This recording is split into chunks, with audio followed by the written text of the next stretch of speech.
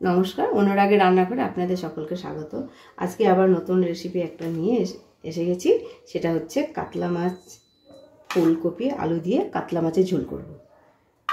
তার জন্য দেখুন আমি এখানে 5 পিস কাতলা মাছের পিস নিয়েছি, এখানে খানিকটা ফুলকপি নিয়েছি, একটা আলু নিয়েছি।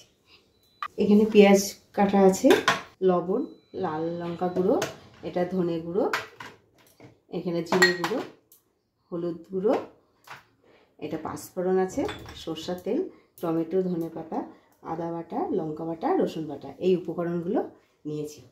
আমি ফুলকপিটা এইভাবে ঠিক কেটে নিয়েছি, আলুটাকেও আমি এরকম করে কেটে নিয়েছি।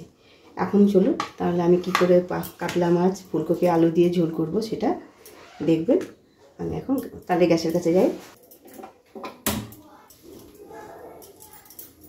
কড়াইটা গরম হতে আমি নুন হলুদ মাছটায় মেখে নেব।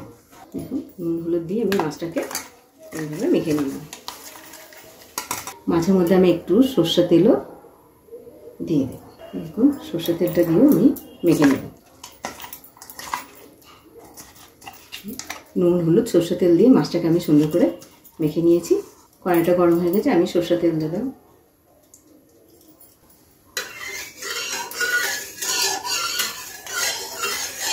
সর্ষের তেল আমার ভালোভাবে গরম হয়ে গেছে, এখন আমি মাছগুলো তেলের মধ্যে দেব।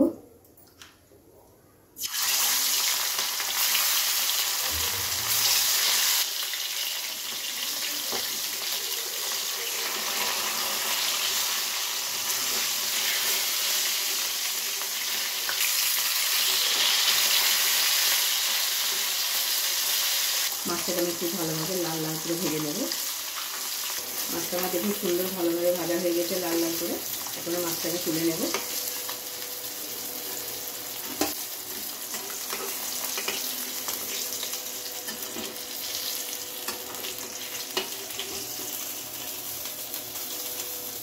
বাদ বাকি মাছটা দিলাম।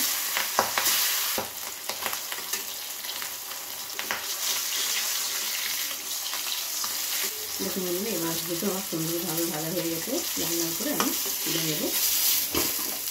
দেখুন সুন্দর ভাজা হয়ে গেছে। ওই তেলে আমি আলুটা ভেজে নেব।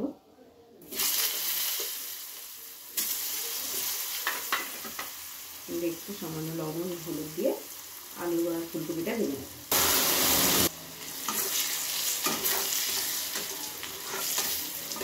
দেখুন আলুটা আমার লাল লাল করে ভাজা হয়ে গেছে, আলুটা আমি তুলে নেব।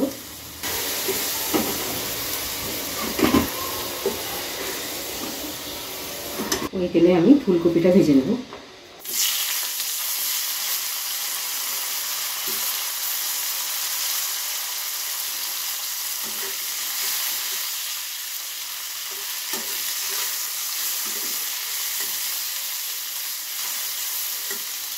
ফুলকপিটাকে আমি লাল লাল করে ভেজে নেব।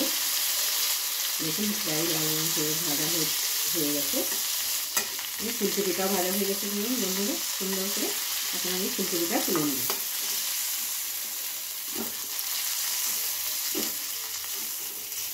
ওই তেলে আমি আরেকটু তেল দেব। আমি হাফ চামচ মতো পাঁচফোড়ন দিলাম, একটা শুকনো লঙ্কা দিলাম, একটা এলাচ দিলাম, আর একটু দারচিনি আর একটা গোলমরিচ দিলাম। আমি খানিকটা কাটা পেঁয়াজ দেবো, তারপর আমি কাটা পেঁয়াজ দেবো।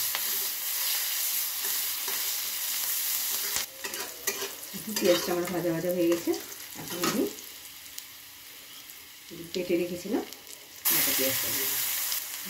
হাফ চামচ মতো রসুন বাটা দিলাম। এটা আমি ভালো করে ভেজে নেব। দেখুন এটা আমার খুব ভালোভাবে ভাজা হয়ে গেছে। এখন আমি একে একে আদা বাটা দিলাম হাফ চামচ, লঙ্কা বাটা 1 চামচ,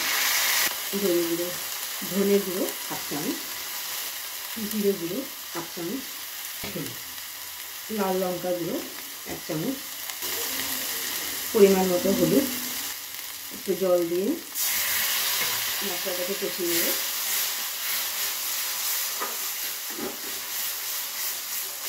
আমি স্বাদ মতো লবণ দেব।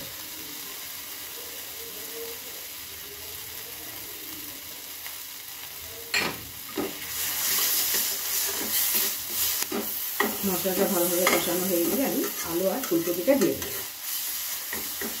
ফুলকপি আর আলুটা দিয়ে দেবো।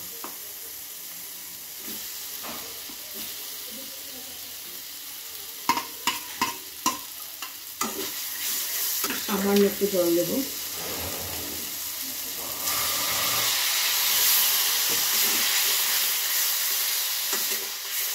আলু ফুলকপিটা মশলার সঙ্গে কষিয়ে নেওয়ার জন্য সামান্য একটু জল দিলাম। এখন আমি টমেটো কুচিটা দেবো অনেকটা।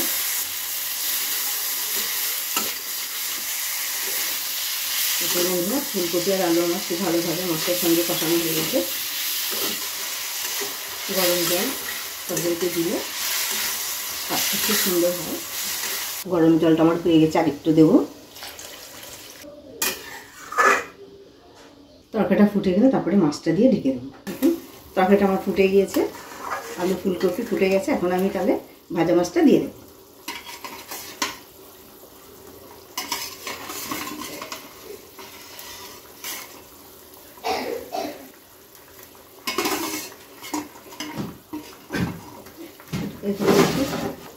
আলু ফুলকপিটা সেদ্ধ হতে বা তরকারিটা হওয়া পর্যন্ত আমি ঢেকে দেবো।